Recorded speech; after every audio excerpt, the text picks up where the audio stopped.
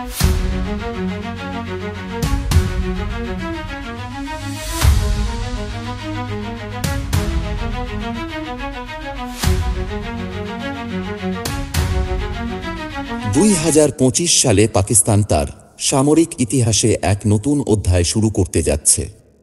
চীনের কাছ থেকে প্রথমবারের মতো জেট 10 অ্যাটাক হেলিকপ্টার হাতে পাচ্ছে পাকিস্তান সেনাবাহিনী। এই হেলিকপ্টার একটি উন্নত প্রযুক্তির যুদ্ধ অস্ত্র, যা পাকিস্তানের আকাশ যুদ্ধের সক্ষমতাকে নিয়ে যাচ্ছে এক নতুন মাত্রায়।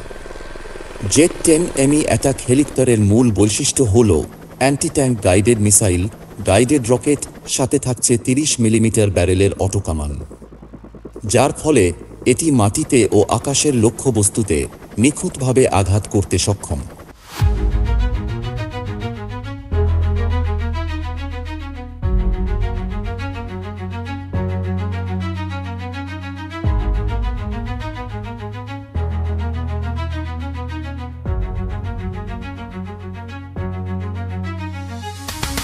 এর উন্নত ইঞ্জিন ও সুরক্ষা ব্যবস্থার কারণে জেট 10 হালকা এবং আরও চটতে, তাই হেলিকপ্টারটিকে দিবে অপারেশনাল এক্সট্রা সুবিধা এবং বেঁচে থাকার উচ্চ সম্ভাবনা।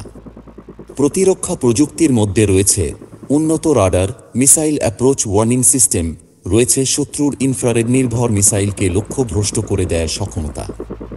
শত্রু যদি হিট সিকিং মিসাইল ছোঁড়ে, যা ইঞ্জিনের তাপ শনাক্ত করে আক্রমণ করে, তখন এই সিস্টেম লেজার বা শক্তিশালী ইনফ্রারেড রশ্মি ছুঁড়ে সেই মিসাইলের সেন্সরকে বিভ্রান্ত করে দেয়, ফলে মিসাইলটি লক্ষ্য হারিয়ে ফেলে এবং বিমান বা হেলিকপ্টারকে আঘাত করতে পারে না। রয়েছে ইনফ্রারেড সাপ্রেসার ও এক্সহস্ট মডিফায়ার। এই প্রযুক্তি ইঞ্জিনের তাপ কমিয়ে দেয় বা লুকিয়ে রাখে, যাতে শত্রু তাপ শনাক্তকারী সেন্সর বা মিসাইল দিয়ে লক্ষ্যবস্তু ধরতে না পারে।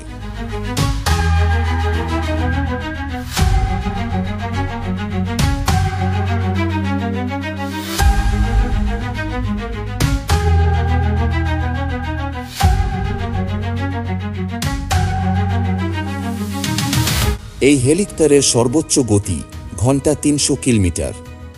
অস্ত্র ও জ্বালানি সহ টানা উঠতে পারবে 800 থেকে 1200 কিলোমিটার। টাইটানিয়াম ও সিরামিক কম্পোজিট আর্মার থাকার কারণে হেলিকপ্টারকে দেয় অতিরিক্ত সুরক্ষা। অস্ত্র ক্ষমতা দিকে করেছে 6টি আর্ম স্টেশন, 25 কিলোমিটার দূর পাল্লার প্রিসিশন স্ট্রাইক মিসাইল এবং একটি 23 মিলিমিটার কামান, যা আগের মডেলগুলোর চেয়ে অনেক বেশি কার্যকর। এই হেলিকপ্টার পাকিস্তানের সামরিক আধুনিকায়নের পথে এক বড় পদক্ষেপ, বিশেষ করে যখন আঞ্চলিক নিরাপত্তা চ্যালেঞ্জ দিন দিন বাড়ছে। ভিডিওটি ভালো লাগলে লাইক, কমেন্ট আর সাবস্ক্রাইব করতে ভুলবেন না।